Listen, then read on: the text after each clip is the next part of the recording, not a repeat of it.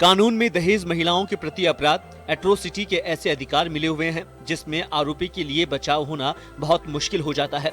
प्रदेश में होने वाली हर आपराधिक घटना की एफआईआर दर्ज हो, राज्य सरकार ने इस संबंध में पुलिस महकमे को निर्देश जारी किए हैं। ऐसे में प्रदेश में अपराधों का आंकड़ा लगातार बढ़ रहा है। साल 2020 में राजस्थान में महिला अत्याचार के 32,106 मामले दर्ज किए गए, लेकिन जांच के दौरान 10,851 मामलों को पुलिस ने आधारहीन मानते हुए एफआईआर लगा दी। बीते वर्ष महिला संबंधी अपराधों में 16% की कमी दर्ज की गई है, तो महिला संबंधी अपराधों में चालानी प्रतिशत भी 99% से अधिक रहा है। महिलाओं संबंधी अपराधों में भी गिरावट आई है। इसके कई कारण हो सकते हैं, लेकिन गिरावट हमारा जो नियंत्रण का एक प्रक्रिया है वो तो चलती ही रहेगी। इसके साथ साथ जो हमारा अभियोगों को निस्तारण करने का, चालान करने का, वो देखने का है, उसमें हमारा सभी सुधार हुआ है। महिला अत्याचारों में जो चालानी प्रतिशत है वो 99.65% के करीब रहा है। बीते वर्ष प्रदेश में SC/ST वर्ग के साथ अत्याचार के मामले भी खूब बढ़े हैं। वर्ष 2020 में SC/ST वर्ग के साथ अत्याचार के 6,545 मामले दर्ज किए गए हैं, जो 2019 की तुलना में 4% अधिक है। जांच के दौरान ST/SC वर्ग के साथ अत्याचार के दर्ज किए गए 2,295 मामले झूठे पाए गए हैं। पुलिस की माने तो SC वर्ग के साथ अत्याचार के 50% और ST वर्ग के साथ अत्याचार के 48% मामले झूठे पाए गए हैं। पुलिस की ओर से जारी इन आपराधिक आंकड़ों को लेकर अब विपक्ष ने भी सियासत तेज कर दी है।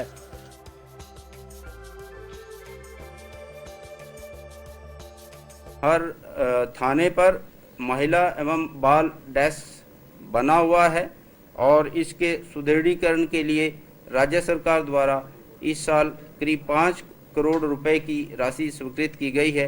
ये काम अभी प्रक्रिया अधीन है। इसी तरह जो एंटी ह्यूमन ट्रैफिकिंग यूनिट हर जिले में है, उसके लिए भी, उसके सुदृढ़ीकरण के लिए भी करीब 4 करोड़ 63 लाख रुपए राज्य सरकार द्वारा स्वीकृत किया गया है और ये अभी काम चल रहा है। प्रदेश में महिला और कमजोर वर्ग के साथ अत्याचार के दर्ज किए गए मामले एक और बढ़ते अपराध को दिखाते हैं, तो वहीं महिलाओं में आ रही जागरूकता का सबूत भी दे रहे हैं। बढ़ते अपराधों के आंकड़ों को प्रदेश में सत्ता और विपक्ष के बीच आरोप प्रत्यारोप भले ही तेज हो गए हो, लेकिन माना जा रहा है कि पहले जहां ज्यादातर औरतें और कमजोर वर्ग के लोग अपने ऊपर हुए जुल्म और अत्याचारों को चुपचाप सह लेते थे, वहीं अब वे इसके खिलाफ अपनी आवाज उठाने लगे हैं। ब्यूरो रिपोर्ट, जन टीवी न्यूज।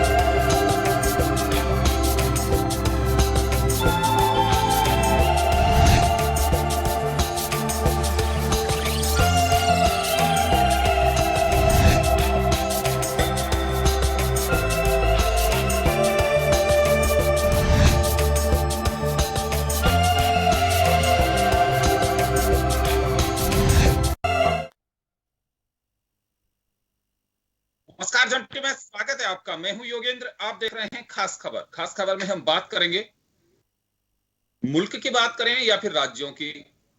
जब भी अपराध की बात आती है तो सियासी पारा चढ़ जाता है।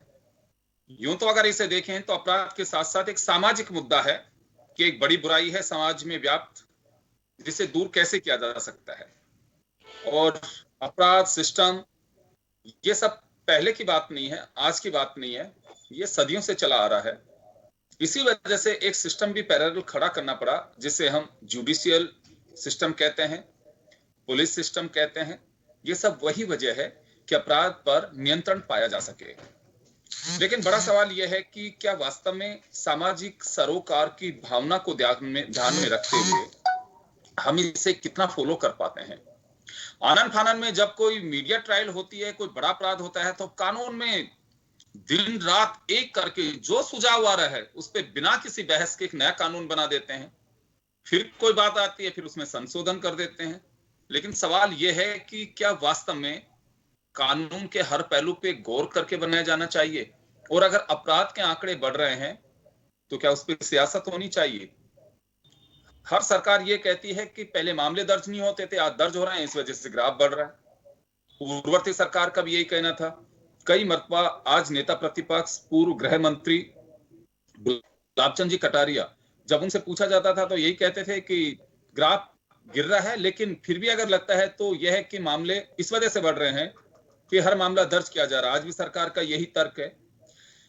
खैर, लेकिन इसी बीच एक बड़ी बात हो रहा है कि जो राजस्थान पुलिस के डीजीपी मिस्टर लाठर हैं, उन्होंने जो आंकड़े दिए हैं उसके लिहाज से अगर बात करें तो फेक आंकड़े बहुत ज्यादा आ रहे हैं सामने। आंकड़े तो नहीं कहूंगा, इसे फेक मामले कहूंगा मैं, कि चाहे वह एट्रोसिटी को हो, चाहे महिलाओं से उत्पीड़न के मामले हो जिसमें एफआईआर लगाई जा रही है, और 46% मामले इसमें झूठे पाए गए।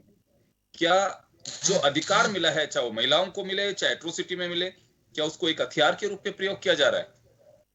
तो चले हम चर्चा शुरू करेंगे। हमारे साथ वरिष्ठ पत्रकार श्याम सुंदर शर्मा साहब हैं, राजस्थान पुलिस सेवा के पूर्व अधिकारी योगेंद्र जोशी जी हैं, कांग्रेस से हमारे साथ ज्योति खंडेलवाल जी हैं, और भाजपा से मधु कुमावत जी हैं। सभी का स्वागत है।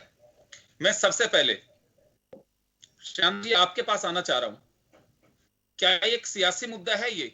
हर सरकार होती है वो बचाव करती है कि नहीं ऐसा नहीं हो सकता, अपराध में नियंत्रण है, लेकिन जैसे ही प्रतिपक्ष में वो पार्टी होती है तो उसको दिखता है कि प्रदेश या देश इस वक्त इस स्थिति में है कि अपराध के अलावा कुछ है ही नहीं। देखिए योगेंद्र जी, जिस प्रकार का आज बीजेपी जो बयान दे रहे थे तो वो तो कह रहे थे कि 14% अपराध कम हो गए, लेकिन महिलाओं के मामले में कह रहे थे कम नहीं हुए, बढ़े। अब देखिए, झूठे मामले में मुकदमे दर्ज होना, सारी बातें होना, लेकिन अब ये एमएल लाठर जी, क्योंकि जब जोशी जी होंगे तो एसपी हुआ करते थे ग्रामीण के, तो अब उसके वक्त क्या स्थिति थी और क्या था। लेकिन यहाँ देखिएगा, जिस प्रकार का वो बता रहे थे कि यहाँ भू माफिया तेजी से फैल रहा है, उसके उसके पुलिस तो सट्टेरियों के, भूमाफियों के और कई चीजों के उसमें चंगुल में फंसी हुई है। आप जयपुर का अगर कमिश्नर टाइमली नहीं बदला जाता है और अपराध जयपुर में तेजी से बढ़ रहा है। आज ही आप देखिएगा, आरएएस की बहन की हत्या हो गई। आप हनुमानगढ़ में प्रेमी को मार दिया, पति पत्नी ने मिलकर के, कोटपुतली में हत्या हुई। आप देखिए, अभी कुछ दिन देखेंगे तो हत्याओं का दौर जो शुरू हो रखा है। और आप देखिए, सवाल यही है श्याम जी, यही एक सवाल है कि क्या इसमें किसी सरकार का या किसी राजनीतिक दल का ऐसे असंगठित क्षेत्र से जो अपराध कारित होते हैं, गठित होते हैं, क्या उन्हें कोई संरक्षण दिया जाता है? आज अचानक अभी कुछ देर पहले ही, जैसे हम डिबेट शुरू कर रहे हैं उससे कुछ देर पहले ही जयपुर के प्रताप नगर में 10 लाख की लूट हुई है। तो ये कहां पे कैसे हो जाए? लेकिन क्या लगता है आपको कि इसे उसी दृष्टि से देखा जाना चाहिए या फिर इस पे सियासत करनी चाहिए? देखिए योगेंद्र जी, सबसे बड़ी चीज तो ये कि पुलिस को पुलिस का काम नहीं करने दिया जा रहा है। पुलिस को हाजिरी लगाने के लिए रहना पड़ता है, नेताओं की सुरक्षा व्यवस्था में ज्यादा रहना पड़ता है। अभी कोविड वाले मामले तो 1 साल से तो पुलिस दूसरी व्यवस्था में लग गई है, कंट्रोल कुछ नहीं कर पा रहे हैं, क्योंकि वो आज डीजीपी ने खुद ने स्वीकार कर लिया कि हम तो कोविड को नियंत्रण करने में बिजी रहे पूरे। आप 10 करोड़ रुपए हमने वसूल कर लिए उनसे कोविड में जो उल्लंघन किया था। लेकिन बहुत सारी चीजें ऐसी है, जिस प्रकार से पुलिस की नफरी नहीं बढ़ी तो आपको कंट्रोल करने में दिक्कत आएगी। तो ये बात सही है कि जो अफसर आपकी पुलिस मुख्यालय में बैठे हैं, उनको फील्ड में उतारना पड़ेगा। अब आप अगर 25 एडीजी बैठे हो और उनके पास 10-10, 20-20 का स्टाफ हो और कामकाज जो है ही नहीं उनके पास, तो सुबह आते हैं शाम को चले जाते हैं, तो उनको फील्ड में उतारा जाए, काम दिया जाए। और जिस प्रकार से संगठित अपराध बढ़ रहा है, साइबर क्राइम का अपराध बढ़ रहा है, कोऑपरेटिव सोसाइटी का जो अपराध बढ़ रहा है, उसको कंट्रोल करने के लिए तो अभी तक कोई हमारे पास तंत्र ही नहीं उत्पन्न हुआ। ऐसा सेल नहीं बना। पहले मैं वापस आ रहा हूँ सर, वापस आऊंगा आपके पास में। मैं जोशी साहब के पास जाना चाहूंगा। जोशी साहब, आपके पास आना चाह रहा हूँ। एक पुलिस ऑफिसर है आप, आपने देखा है, इन्वेस्टिगेशन भी बहुत की है। यहाँ एक सवाल उठता है कि जो पुलिस मुख्यालय से आंकड़े मिले हैं उसके अनुसार एट्रोसिटी और महिला उत्पीड़न, महिलाओं से जुड़े जो मामले हैं उसमें बड़ी संख्या में झूठे पाए गए हैं, उन पे एफआईआर लगा दी गई है। तो क्या है, अगर कोई झूठा मामला दर्ज कराता है तो इसमें कानून क्या कहता है? योगेंद्र जी, कानून के तो बड़े लंबे हाथ हैं, लेकिन 1860 का कानून बना हुआ है। इसके अंदर सियासी लोगों ने अपने अपने उद्देश्यों की पूर्ति के लिए समय समय पर परिवर्तन किए हैं, लेकिन परिवर्तन करने मात्र से ही काम चाल लागू नहीं होता, उसको लागू करना भी जरूरी है। अब मैं आपको बताना चाहूंगा कि इन्होंने बड़े जोर शोर से तो कह दिया कि इतने झूठे हैं और इतने मामलों में एफआईआर लगा दिए और इतने मामलों में ये 40 से 50% मामले झूठे हैं। मैं ये पूछना चाहता हूं आपके माध्यम से कि धारा 182 और 211 आईपीसी एक है, जिसके माध्यम से हम झूठे व्यक्ति जो मुकदमा दर्ज कराते हैं उनके खिलाफ अदालत में इस्तीगासा पेश करते हैं।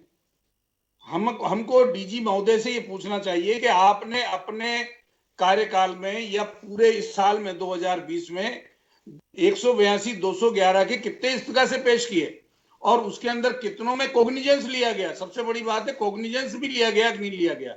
अब महिलाओं से संबंधित आधे 70% मामले झूठे हैं मान लो, तो ये कोई तरीका थोड़ी होता है।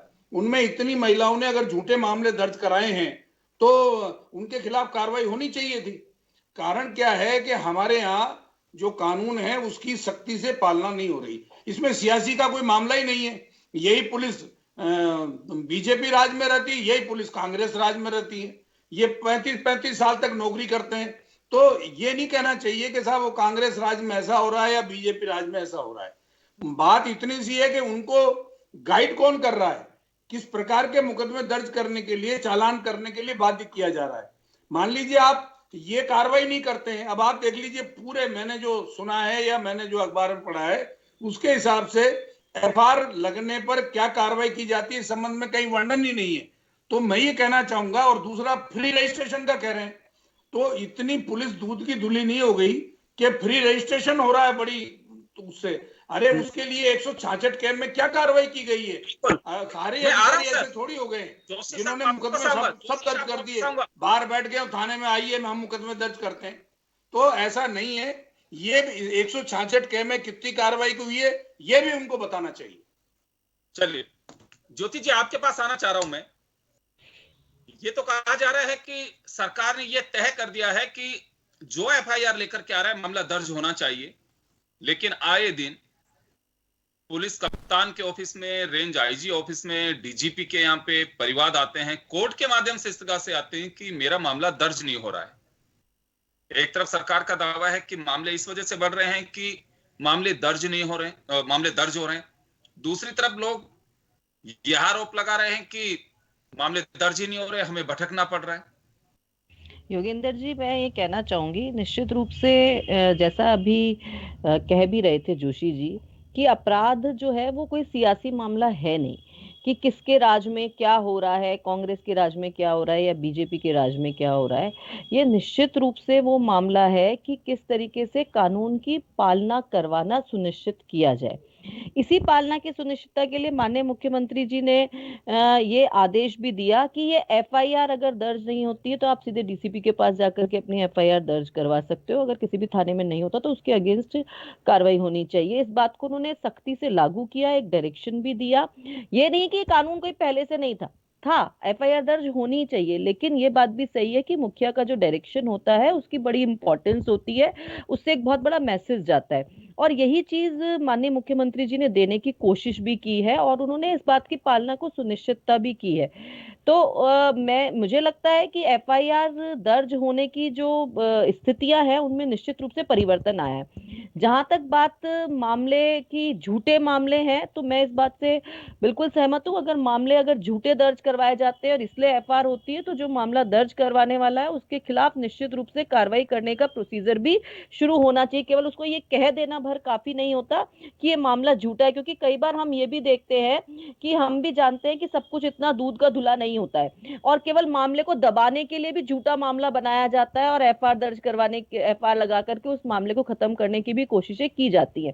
लेकिन आप खुद देखेंगे इस समय जैसे मामले सामने आ रहे हैं, चाहे वो पुलिस के अधिकारी हो, उनकी अगर कोई कमी अगर दिखाई दे रही है तो उनके खिलाफ भी कार्रवाई की जा रही है। आपने 1-2 दिन पहले ही देखा, अगर पुलिस अधिकारी भी सामने आया है तो उसके खिलाफ भी एक्शन लेने के लिए सरकार ने तुरंत प्रभाव से काम किया है। तो जहां तक बात है कि मामले, मैं तो इन आंकड़ों में उलझना नहीं चाहती हूँ कि पहले से कम हो गए या पहले से, हम कैसे इस बात के लिए मैं तो नहीं मानती हूँ कि ऐसा कहा जाना चाहिए कि पहले से हमने आंकड़े कम कर दिए तो इसलिए अब अच्छी स्थिति है। नहीं, अच्छी स्थिति तो वही होती है जब कोई, अगर पहले तो अपराध ना होना सुनिश्चित हो, और फिर अपराध अगर होता है तो उसके खिलाफ एक्शन होना सुनिश्चित हो। पहले से हमने 10% आंकड़े कम कर दिए या 20% आंकड़े इसमें बढ़ गए, ये सिर्फ आंकड़ों का मायाजाल है, इसके अतिरिक्त और कोई बात नहीं है। लेकिन अपराध को कम करने में जनता की सतर्कता भी मेरा लगता है उतना ही जरूरी है। जैसे अभी आपने कुछ दिन पहले ही देखा होगा, 1 मिनट में अपनी बात खत्म कर देती हूँ, 1 मिनट में अपनी बात खत्म कर देती हूँ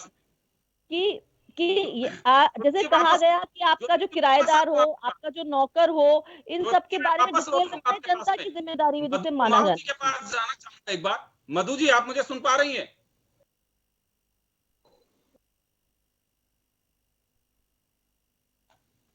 जी मधु जी, सुन पा रही हैं आप?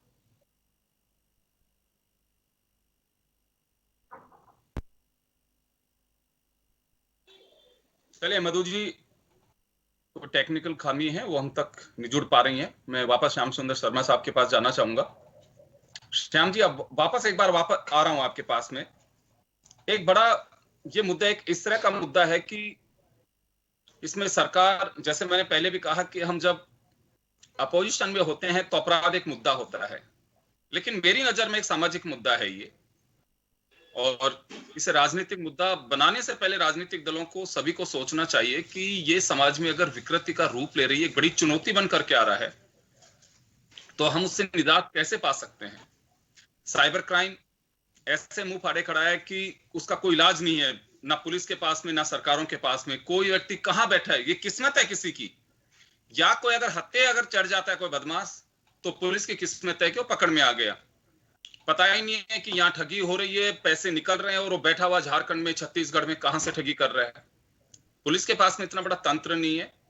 और मैं कहना चाहूंगा कि कोई टटलू गैंग, कोई कौन सी गैंग, कितनी तरह की गैंग, आज वेपन्स की बात कर लीजिए, अपराधी AK-47 और बड़ी फास्ट गाड़ियां लेकर के चलते हैं। हमारी पुलिस है अभी भी बहुत सारी जगह पे, अगर उनको AK-47 दे भी दी जाती है तो आपको ध्यान होगा कि पिछले दिनों एक घटनाक्रम इसी तरह का हुआ कि वो लोड ही नहीं कर पाए राइफल को। तो ये कुछ ऐसी चीजें हैं, लेकिन फिर भी इस पे राजनीति नहीं होनी चाहिए। बीजेपी ने निशाना साधा है, विधानसभा में इसे एक मुद्दा बनाया गया था कि सरकार इस ओर ध्यान नहीं दे रही है और अपराध बढ़ता जा रहा है। तो मैं आपसे जानना चाहूंगा कि क्या वास्तव में राजनीतिक दलों को इस पे गौर करना चाहिए कि ये तो विकृति है एक समाज के अंदर जो बढ़ती जा रही है, फैलती जा रही है, उस ओर ध्यान देने की जरूरत है, या फिर राजनीति करना एक हमारा एक मकसद बन गया? देखिए योगेंद्र जी, क्योंकि प्रतिपक्ष अपना धर्म निभाएगा और वो कहेगा कि हमारे राज में ये हो रहा था और ज्योति जी के राज में ये नहीं हो रहा। लेकिन आज बीजेपी ने कुछ चीजें जो कही, उससे ये कह रहे हैं कि देखिए 1 साल पुराने मामले थे, 6500 करीब निपटाने का प्रयास किया, ये अच्छी बात है, कोई दिक्कत नहीं है। और उन्होंने कहा कि 219 मामले SP ऑफिस में दर्ज हुए, और 219 में से उन्होंने फिर बताया 182 तो SP ऑफिस में सीधे चले गए थे, वो थाने में नहीं गए। 11 मामले ऐसे आए जिसपे कि थानेदारों ने उसकी सुनी नहीं और SP ऑफिस में दर्ज हुए। तो उन थानेदारों के खिलाफ कार्रवाई करनी चाहिए, करेक्ट, विभागीय कार्रवाई हो रही है, उनको निलंबित करके दिखाना चाहिए कि हम कार्रवाई कर रहे हैं, तो निश्चित रूप से टेरर होगा। जघन्य अपराध के मामले में आपने देखा होगा कि साल भर पहले एक विंग घोषित की थी, उसकी अभी तक मेरे को लगा कि अपॉइंटमेंट नहीं हो पाए। आप पहले डीजीपी, पहले मैं गया था जब मैं उस वक्त तो सवाल उठाया था, आज तो मैं गया नहीं, तो उन्होंने कहा कि विंग में करने में 1 साल लग जाएगा। तो जघन्य अपराध के मामले में जिस प्रकार का विंग का गठन होना चाहिए, गठन हो नहीं पाया। राजनीतिक तौर पे घोषणा तो कर दी गई, लेकिन उसकी पूर्ति नहीं हो पाती। बहुत सारी चीजें, आप भर्ती का मामले में फिर अटक रहा है, अभी कोर्ट की फिर रोक लग गई। जब आपके पास नफरी पूरी नहीं होगी और साधन नहीं होंगे, तो पुलिस जिस एक्टिव तरीके से काम करने वाली होती है नहीं कर पाएगी। अब मुख्यमंत्री जी को गृह विभाग छोड़ना चाहिए। अब हर मुख्यमंत्री, चाहे राजस्थान का हो या दूसरे राज्य, उत्तर प्रदेश का हो, चाहे वो अपने आप को शक्तिशाली और अपने आप की नजरों को बनाए रखने के लिए गृह विभाग भी अपने पास रखता है, वित्त विभाग भी अपने पास रखता है। पहले ऐसे नहीं होता था, अशोक जी पहले विभाग रखते ही नहीं थे, सब विभाग मंत्रियों को देकर के स्वतंत्र रूप से काम करते थे। आज 38 विभाग उनके पास है, तो आखिर कैसे काम चलेगा? मुख्यमंत्री तो मुख्यमंत्री का काम करना चाहिए, उसको तो अपने तरीके से करना चाहिए। लेकिन मैं कहता हूँ कि व्यवस्था में सुधार हो सकता है, लेकिन इसके लिए पब्लिक के लिए भी अवेयरनेस लानी पड़ेगी। और जो लोग, आम लोग हैं, वो नहीं डरना चाहिए पुलिस से। जिस प्रकार का पुलिस तो सहयोग करने के लिए होनी चाहिए। और कई जगह तो आप देखिए, जोशी जी पुराने टाइम से हैं, इनके ये बहुत अलग तरह के अधिकारी रहे थे, इन्होंने बम कांड भी खोला था। जिस प्रकार से ऐसे अधिकारी अच्छे लोग नहीं है, फील्ड में जाते ही नहीं है, डरते हैं जाते हुए, रात को जाते हुए डरते हैं। तो ये सारी चीजें आपने एक बड़ा सवाल खड़ा किया है। चलिए, आपने एक बड़ा सवाल खड़ा किया है। योगेंद्र जोशी साहब के पास जाना चाहूंगा। जी जोशी साहब, आपके पास आ रहा हूं मैं। फील्ड पोस्टिंग में मेरिट्स का कितना ख्याल रखा जाता है? सरकार चाहे कोई भी हो, डिजायर कल्चर जब से चल गया और हम सोच रहे हैं कि फिर उम्मीद लगा के बैठे हैं कि अपराध पर नियंत्रण होगा, वो तो पहले डिजायर देने वाले की रेमो कर्म के है, तो फिर उसी तरह से काम होते हैं। देखिए योगेंद्र जी, आपने बिल्कुल सही क्वेश्चन पूछा है। आज से 20 साल पहले डिजायर की इतनी अहमियत नहीं थी। अगर कोई डिजायर करता भी था तो उनकी बात नहीं मानी जाती थी, वैसे तो करते ही नहीं थे।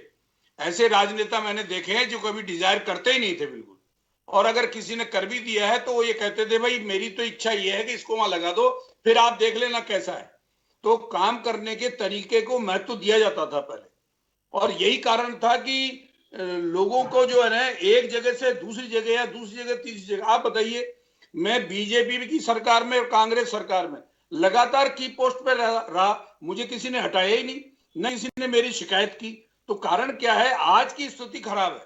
आज तो लिस्ट बना के दे दी जाती है। अभी कुछ दिन पहले अखबार में आया था कि साहब एसपी साहब के पास लिस्ट बना के दे दी है, वो सीएमओ के यहाँ से लिस्ट गई है। इस तरह की मैंने अखबार में पढ़ी थी, मुझे तो पता नहीं है कि ये सही है या गलत है, लेकिन ये चीजें गलत है। एसपी को, रेंज आईजी को, उनको बिल्कुल स्वतंत्रता देनी चाहिए, डीजी को स्वतंत्रता देनी चाहिए। अब आप देखिए, अपने यहाँ जो बड़ी की पोस्ट पे जो अधिकारी लगते हैं वो सिर मुकुट होते हैं खाली, वो उनका कोई काम नहीं है कि वो सुधारात्मक कोई कार्रवाई कर सके। इसलिए सबसे पहले तो हमारे ऊपर जो अधिकारी लगे हुए हैं, वो अधिकारी से लेके नीचे तक सारे के सारे अधिकारी, जो सर्वोच्च न्यायालय ने जो गाइडलाइंस दी गई हैं कि अगर मान लीजिए डीजी कैसे बनेंगे, एसपी कैसे निश्चित होगा, एसएचओ कैसे लगेगा, 1-1 साल 2-2 साल कैसे रहेंगे, ये सारे निश्चित नियम करे हुए हैं। अगर उनकी पालना करते हैं तो आपको स्वतंत्र रूप से काम करने वाले अधिकारी मिल जाएंगे। लेकिन अगर ये होता है कि एक सरकार गई और दूसरी सरकार आ गई और आते ही ऊपर से नीचे तक सारे चेंज कर देते हैं, तो साहब जो ठंड में बैठे हुए थे वो कौन से हरफन मोला थे जो वो आने के बाद अच्छा काम कर लेंगे? ये लोग इस तरह से नहीं कर पाते हैं। वो वही हैं जो उस सरकार में करते थे, चाहे इस सरकार में करते थे, लेकिन जिम्मेदार राजनीतिक हस्तक्षेप जो अब होने लगा है वो पहले नहीं था, चाहे वो बीजेपी सरकार में हो चाहे कांग्रेस सरकार। जोशी साहब, आप इसे भी अपराध के लिए जिम्मेदार मानते हैं कि जो सिस्टम चल पड़ा है इसे भी अपराध के लिए जिम्मेदार मानते हैं? मैं तो 100% मानता हूँ। आज जो अपराध बढ़ते हैं उनके अंदर राजनीतिक हस्तक्षेप आपने कुछ दिन पहले नहीं देखा था? वहां ट्रांसपोर्ट नगर थाने के सामने जाकर के ना जो बैठ गए थे सारे लोग, और उसी स्थिति में यहाँ की डीवाईएसपी को हटा दिया। मैंने तो ये महसूस किया है, इस तरह की चीजें जो है नहीं होनी चाहिए। इससे पुलिस का डिमोरलाइजेशन होता है, पुलिस स्वतंत्र रूप से कार्य नहीं कर पाती। ये तो मैंने एक छोटा सा काम है जो मैंने देखा है, जो मैं यहाँ रहता हूँ, इस वजह से मुझे पता चल गया। चलिए, मैं वापस आ रहा हूँ सर, मैं वापस आ रहा हूँ। मधु कुमार जी जुड़ गए हमारे साथ भाजपा से। मधु जी, अपराध बढ़े और अपराध घटे, ये पक्ष कहते, नमस्ते, एक पक्ष कहता है कि अपराध कम हुए हैं, दूसरा पक्ष कहता है कि अपराध बढ़ रहे हैं। प्रदेश में जंगल राज है, इस तरह के स्लोगन्स दिए जाते हैं, हम सुनते भी हैं, विधानसभा में भी ये सब चीजें चलती रहती हैं। मुझे एक बात बताइए कि अपराध रोकना प्राथमिकता होनी चाहिए, एक सामाजिक बुराई मानता हूं मैं इसे, कि किसी तरह के अपराध, और पहली बार नहीं होते, वर्षों से चले आ रहे हैं, सदियों से कहूंगा इससे चलते आ रहे हैं, अंग्रेजों के जमाने में भी यही हालात थे। लेकिन हमारा जो वर्क कल्चर बदला है उसकी वजह से अपराध बढ़ते जा रहे हैं, लगाम नहीं लग पा रही है। मेरिट किसी व्यक्ति की यानी कि योग्यता, वो पोस्टिंग में आधार ही नहीं बचा। जंगल राज बढ़ने का कारण क्या होता है? हम कटघरे में खड़ा करते हैं सिस्टम को। जी, मेरा तो ये मानना है कि इसमें जो हस्तक्षेप रहता है वो सरकार का, मैं इनकी बात से सहमत हूँ कि इसमें सरकार का बहुत ज्यादा इन्वॉल्वमेंट रहता है। कि अगर हमारे क्षेत्र का कोई केस होता है और अगर वो किसी विधायक का नोन होता है या किसी सांसद का नोन होता है, तो वो चाहे कितना भी बड़ा मुजरिम हो उसको बचा लिया जाता है और ये कहकर उनको काम नहीं करने दिया जाता है। इसका पूरा का पूरा श्रेय मैं मानती हूँ कि इसमें कहीं ना कहीं जो हमारे सीएम है या जो हमारे सांसद है, हमारे विधायक है, उनका पूरा का पूरा इसमें रोल रहता है। जी, और दूसरी बात मैं ये भी कहना चाहती हूँ कि 2 साल हो गए हमारे जो गृह मंत्रालय है वो अशोक जी गहलोत के पास है। मैं एक राजनीतिक बात नहीं करूंगी, पर मैं आंकड़ों पे बात करूंगी। जो इन दिनों में जो ये कोरोना काल के अंदर जितने भी ये अपराध हुए हैं, ये 4 लाख को पार कर चुके हैं। हर बच्चियों पर, मैं एक महिला हूँ, मैं एक महिला के नाते में बोलना चाहूंगी कि बच्चियों पे जो अपराध हो रहे हैं 11,000 से भी ऊपर हुए, आंकड़ों के हिसाब से बात कर रहे हैं। तो ये क्यों हो रहा है? ये कंट्रोल क्यों नहीं हो रहा? और सीएम साहब खुद गृह मंत्रालय लेके बैठे हुए हैं, खुद उनके पास है, तो वो क्यों इस जंगल राज को क्यों नहीं रोक पा रहे? ऐसा क्या है, ऐसी क्या बात हो गई है कि वो क्यों नहीं इसको वो कर पा रहे हैं? अभी हमारे कुछ दिन पहले हम लोगों ने महिलाओं के उत्पीड़न के ऊपर हम लोगों ने धरने भी दिए थे। सो ये सरकार को भी हमने जगाने की कोशिश करी थी, पर अभी तक इनसे ना तो जागा जा रहा है, ना ये काम कर रहे हैं, ना ये प्रशासन को बोल रहे हैं, इनसे कुछ नहीं हो रहा है। जी चलिए ज्योति जी, घूम के बात वही आती है कि वर्तमान सरकार की रेस्पॉन्सिबिलिटी होती है, और होता भी इसमें कोई बात नहीं है कि जनता वोट इसी आधार पे देती है कि हम आपको विकल्प के रूप में खड़ा कर रहे हैं और आप सुरक्षित रखेंगे, बेरोजगारी दूर करेंगे, या भी जो काम आप लोगों ने वादे किए हैं वो पूरे कर पाएंगे। मधु जी इसी बात को लेकर के कटघरे में खड़ा कर रही है वर्तमान सरकार को कि अब तो गृह विभाग भी मुख्यमंत्री जी के पास में है, पहले भी रहा, और ये सब कुछ सरकार की रेस्पॉन्सिबिलिटी है। योगेंद्र जी, मैं पहले दो सवाल उठे हैं, पहले मैं मधु जी की इस बात का जवाब दे देती हूँ। उन्होंने ऐसा कहा कि गृह मंत्रालय अशोक गहलोत जी के पास है, और तो मैं कहना चाहूंगी अच्छी बात है, गृह मंत्रालय मुख्यमंत्री जी अशोक गहलोत जी के पास है, स्ट्रॉन्ग हाथों में, स्ट्रॉन्ग नेतृत्व के हाथ में है। कम से कम गुलाब चंद, बीच में मत बोले मधु जी, आपने कुछ भी बोला, मैं बीच में बोली एक बार भी मैं बीच में बोली नहीं बोली मधु जी, जवाब तो देने की भी हिम्मत रखिए, जितना बोलने की हिम्मत रखिए उतना सुनने की भी रखिए। ठीक है मधु जी, आप बोल लीजिए, गलत नहीं, सबको पता होता है, आप बोल लीजिए। जनता की हालत महिलाओं के पास जाइए, आपको पता चलेगा स्थिति क्या है। आप खुद एक आप घर से निकल रही है ना, निकल के दिखाइए, पता चल जाएगा आपको। आप करके बोलिए मत बीच में, सुनने की कोशिश करिए। पहली बात ये स्ट्रॉन्ग हाथों में है, स्ट्रॉन्ग नेतृत्व में है, कम से कम इनके बीजेपी के। मधु जी, अगर आप बीच में बोलेंगे तो या तो आपको डिबेट में आप अपना माइक म्यूट कर लीजिए, आपको अगर चुप नहीं रह सकते तो। अगर मधु जी जवाब तो सुनिए, जवाब सुनेंगे जब भी तो पता लगेगा आपको। आपने सवाल करे किए हैं, आप जवाब सुनिए ज्योति जी का। पहली बात ये है कि बिल्कुल निश्चित रूप से गृह मंत्रालय माननीय मुख्यमंत्री अशोक गहलोत जी के हाथ में है, कम से कम बीजेपी के गुलाब चंद कटारिया जी के गृह मंत्री के हाथ में तो नहीं है, जो खुद ही कितनी बार बेबस होकर के खुद ही मीडिया के सामने आकर के बोलते रहे हैं कि मेरे हाथ में तो एक एसपी का ट्रांसफर करना भी नहीं है, मैं कैसे कुछ संभाल सकता हूं, मैं तो कुछ भी नहीं कर सकता, एक सिपाही को उधर से उधर नहीं कर सकता, पुलिस अपनी मनमानी कर रही है। तो इसलिए ये तो निश्चित रहिए कि जहां भी कोई भी कार्रवाई करनी होगी, निश्चित रूप से माननीय मुख्यमंत्री जी समय समय पर अपनी तरफ से आगे बढ़ करके डायरेक्शन दिए हैं, और उन डायरेक्शन की पालना को सुनिश्चित करने का भी पूरा प्रयास जो है वो किया जा रहा है। और इसी बात का परिणाम है कि जो सवाल मधु जी ने उठाए कि इतने ज्यादा अपराध हो रहे हैं, तो आप कम से कम उस स्थिति पे भी जाइए कि उन अपराधों पे कितनी जगह आप उसका परसेंटेज कितना बड़ा है जहां पे अपराध होने के बाद अपराधी को तुरंत प्रभाव से गिरफ्तार किया गया, तुरंत प्रभाव से कोर्ट में उसका चालान पेश किया गया। केवल आंकड़े बता देना काफी नहीं होता है कि अपराध हो रहे हैं, उसके बाद उसका निस्तारण कितना हो रहा है वो ज्यादा इम्पोर्टेंट हो रहा है। बहुत बड़ी नैतिक सामाजिक जिम्मेदारी मधु जी सुन नहीं सकती है, वो उनका मामला है, लेकिन एक बहुत नैतिक और सामाजिक जिम्मेदारी भी होती है जहाँ पे महिला उत्पीड़न और महिलाओं के ऊपर होने वाले अत्याचारों को रोकने के लिए जागरूकता की भी बहुत जरूरत होती है। और अपराधों के बारे में जैसा मैं पहले योगेंद्र जी कह रही थी, आपने किराएदार किसको रखा है, आपने नौकर किसको रखा है। अभी हमने थोड़े दिन पहले ही देखा कि नौकर को रखा ही था और वो घर परिवार के साथ कोई हादसा करके चला गया, तो उनके लिए जनता की जिम्मेदारी सबसे जरूरी होती है। दूसरी बात, एक और बात राजनीतिक हस्तक्षेप को लेकर के की गई योगेंद्र जी, मैं ये कहना चाहती हूँ, जनप्रतिनिधि जनता के द्वारा चुने हुए प्रतिनिधि होते हैं। अधिकारियों के माध्यम से ही अगर काम हो जाता तो शायद लोकतंत्र की आवश्यकता नहीं होती, लेकिन जब अधिकारी नहीं सुनते हैं, जनता की बात पे वो नहीं कार्रवाई करते हैं, वहीं पर ही विधायक को अपना रोल निभाना होता है कि वो जनता के साथ आकर के खड़े हों, और अगर कोई अधिकारी अगर काम नहीं कर रहा है तो उसके खिलाफ जनता के साथ खड़े होकर के उसको बाध्य करें कि वो अधिकारी काम करे। तो इसलिए मैं नहीं मानती केवल और केवल राजनीतिक हस्तक्षेप जो है, जैसा योगेंद्र जी ने, जैसा जोशी जी ने कहा कि केवल राजनीतिक हस्तक्षेप अपराध का कारण है, नहीं, पुलिस के अधिकारी समय का अभाव है जी, मैं माफी चाहूंगा, समय का अभाव है, मैं रोकना चाहूंगा तमाम अतिथियों को। मधु जी, टेक्निकल खामी के कारण आप फिल्म से जुड़ी, मैं रोकना चाहूंगा सभी को समय सीमा का ध्यान रखते हुए। तो बड़ी बात यही है कि अपराध को रोका कैसे जा सके, इस पे गौर करना चाहिए।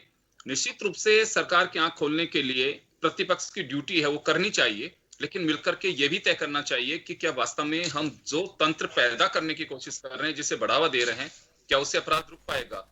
अभी चर्चा आम ये रहती है कि मेरिट्स आधार नहीं बची हैं पोस्टिंग्स में, मेरिट्स को ख्याल रखना चाहिए, योग्य व्यक्तियों को लगाया जाना चाहिए, उन्हें फ्रीडम दी जानी चाहिए, ये सब कुछ रहेगा। बात केवल एक राजस्थान के परिप्रेक्ष्य में नहीं है, समीक्षक सभी जगह यही बात कहते हैं कि ये गौर करना बहुत जरूरी है। चले, बहुत बहुत शुक्रिया।